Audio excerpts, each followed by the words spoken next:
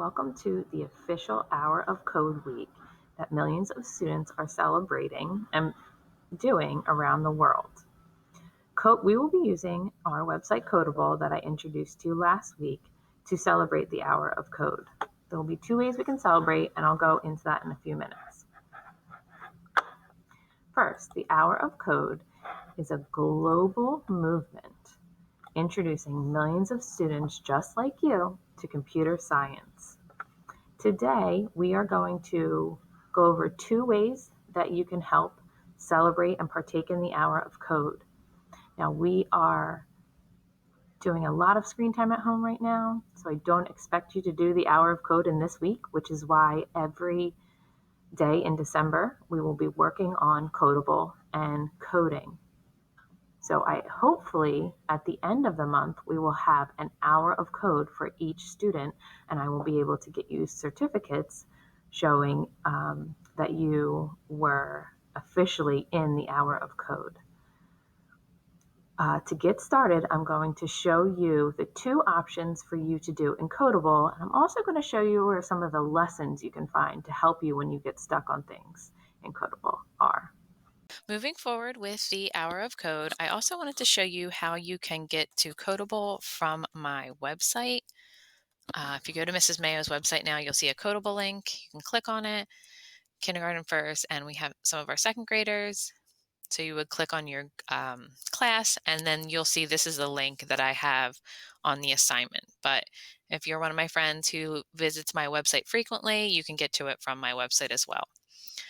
After you click on your class, you would look for your name. And then once you click on your name, you would open it and it would take you to mine has a password. Ours do not this year, as it is a challenge for me to get you all the passwords. But so you may see in some of the videos, it talks about a password. I took that off for this year. So one of the things I wanted to go over is muting the music. I know some of our parents might not want to hear the music or our students, as it is very repetitive when you're playing the games or working on your levels. So to take the music off, you would click on this little settings and click music on or off. Okay, and then you would go back. The next thing I wanted to show you was videos. For our lessons, as we move forward with Codeable, it will be at your own pace. So you might not be ready for a lesson at the same time as another first grade or kindergarten student. So you would click on your videos, and I will start to assign you some videos, like the one we did last week together, to help you learn different parts of coding and different parts of Codeable. So the next thing I want to show you was all about our coding. I'm just going to show you the hour of code and how to get to your lessons today. So if you go to the hour of code, there's a different way to help complete your hour if you wanted to work on something called a beach cleanup. Now, this video explains why we have to recycle and clean up our beaches. So it's very informative. I'm just not going to play it because it's a 5-minute video and I wanted to keep this shorter for you. You can click play. And I would start with the easy level first. And then if you do really well, maybe you want to go to the medium or the hard level. So to do your beach cleanup, instead of working on your regular lessons for the hour of code, I would choose easy the first time. And then you're going to use this tool to make your blocks. The first one will make a start. And you want to grab every recycling piece and try not to go through the obstacles. And then the last one will make your end. Then you want to try to play it.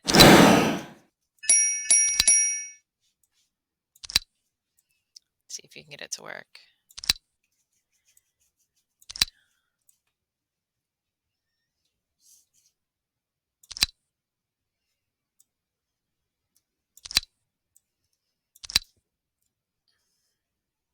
Test it out. If you get stuck on where you are. And I can see also that I do not have enough spaces, so I might have to go back and rework it,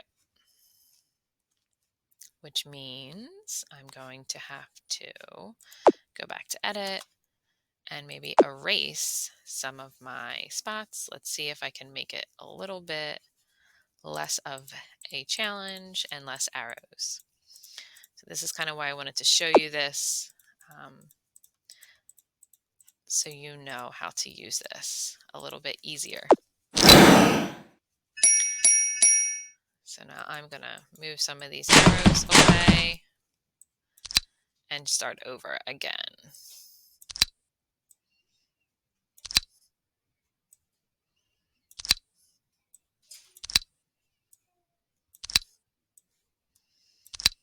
All right, let's test it out.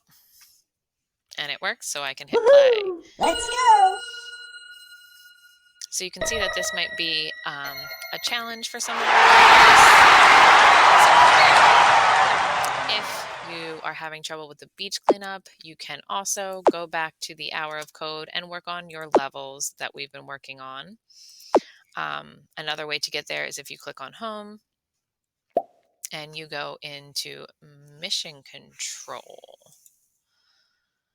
and then you click continue. That will continue on to your basic levels that we've been working on. So if the beach cleanup was a little bit of a challenge and you want to just try working on sequence and your regular levels, you can find that here.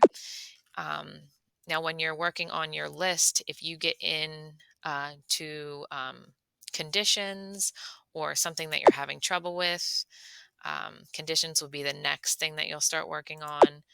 You can go home and click on the videos, and I will be posting the conditions video and also a video to help you with the beach cleanup for you to use.